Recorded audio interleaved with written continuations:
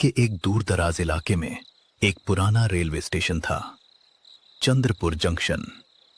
दिन में ये स्टेशन बिल्कुल सामान्य दिखता था, लेकिन रात होते ही यहां कुछ अजीब घटनाएं होने लगती थीं। सबसे रहस्यमयी बात थी प्लेटफॉर्म नंबर 13। अजीब बात यह थी कि स्टेशन पर केवल 12 प्लेटफॉर्म थे, लेकिन कई यात्रियों ने दावा किया था कि आधी रात को एक 13वां प्लेटफॉर्म दिखाई देता है। जो भी उस प्लेटफॉर्म पर गया वो कभी वापस नहीं लौटा। अमन नाम का 22 साल का लड़का रेलवे में नौकरी पाता है। उसे रात की ड्यूटी पर चंद्रपुर जंक्शन भेजा जाता है। पहले दिन स्टेशन मास्टर उसे चेतावनी देता है। सुनो लड़के, तुम यहां नए आए हो। रात के 12 बजे के बाद स्टेशन के पुराने हिस्से में मत जाना। पर क्यों सर?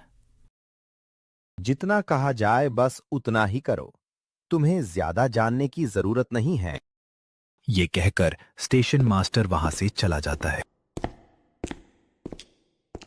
रात हो चुकी थी। स्टेशन पर कोई यात्री नहीं था। ठंडी हवाओं के बीच अमन अपने टेबल पर बैठा हुआ था। तभी एक बूढ़ी औरत उसके पास आई।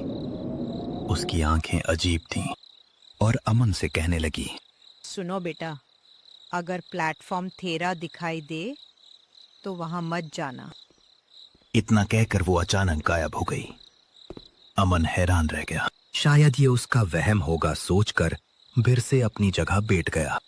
रात 12 बजे अचानक पूरे स्टेशन की लाइटें झपकने लगी। स्टेशन पर घना कोहरा छा गया। अमन ने देखा कि प्लेटफॉर्म 12 के आगे एक नया प्लेटफॉर्म दिखाई दे रहा था। उस पर लिखा था प्लेटफॉर्म नंबर 13। अमन की धड़कन तेज हो गई। कुछ ही देर में एक पुरानी काली ट्रेन प्लेटफॉर्म 13 पर आकर रुकी। उस ट्रेन पर कोई नंबर नहीं था।